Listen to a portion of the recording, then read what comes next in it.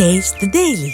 புதுச்சேரி முதலமைச்சர் ரங்கசாமிக்கு பாஜக நெருக்கடி கொடுத்து வருவதாக தமிழக முதலமைச்சர் மு க ஸ்டாலின் குற்றம் சாட்டினார். திமுக மற்றும் கூட்டணி கட்சி தலைவர்களை ஆதரித்து முதலமைச்சர் மு க ஸ்டாலின் சூறாவளி பரப்புரை மேற்கொண்டு வருகிறார்.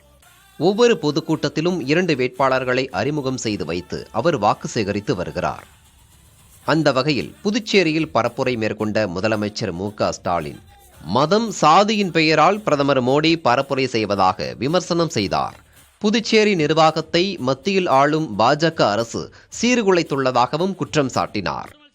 கூட்டணியில் இருக்கும் புதுச்சேரி முதலமைச்சர் ரங்கசாமிக்கு பாஜக நெருக்கடி கொடுப்பதாகவும் முதலமைச்சர் விமர்சித்தார். ஆளுகிற பாஜக கூட்டணி கட்சி முதலமைச்சர் ரங்கசாமிக்கு ஏகப்பட்ட நெருக்கடி. பாஜகவை பொறுத்த வரைக்கும் புதுச்சேரியோட முன்னேற்றம், மக்களுடைய வளர்ச்சி, இதை பற்றியெல்லாம் கவலைப்பட மாட்டாங்க.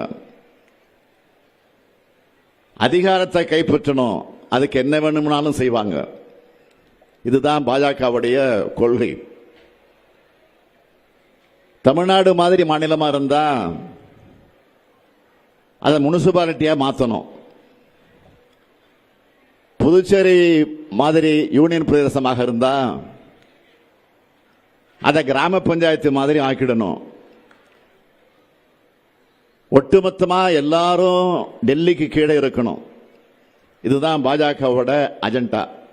தொடர்ந்து உரையாற்றிய அவர் புதுச்சேரி மக்கள் போராடி பெற்ற விடுதலையை மத்திய அரசு பறிப்பதை ரங்கசாமி வேடிக்கை பார்ப்பதாக குற்றம் சாட்டினார். மேலும் புதுச்சேரி அதிமுக கூட்டணியை கவுண்டமணி வசனத்தை குறிப்பிட்டு விமர்சனம் செய்தார். புதுச்சேரி மக்கள் போராடி பெற்ற விடுதலைய, மக்களுடைய உரிமையை ஒன்றிய மோடி அரசு பறிக்க விட்டு வேடிக்கை பார்த்த ரங்கசாமி இப்போ எந்த முகத்தோட பாஜகவுக்கு வாக்கு கேட்டு வராரு? இதுல இன்னொரு பக்கம் பாதந்தாங்கி பழனிசாமியோட அதிமுக வராங்க. அதிமுக கூட்டணியை பத்தி சொல்றதுக்கு ஒண்ணும் இல்லை, சிம்பிளி வேஸ்ட். புதுச்சேரி நிர்வாகத்தை துணைநிலை ஆளுநராக இருந்த கிரண் பேடி மூலம் பாஜக சீர்குலைத்ததாக குற்றம் சாட்டிய முதலமைச்சர் மு க ஸ்டாலின் புதுச்சேரிக்கு மாநில அந்தஸ்து பெற இந்தியா கூட்டணிக்கு வாக்களிக்குமாறு கேட்டுக்கொண்டார்.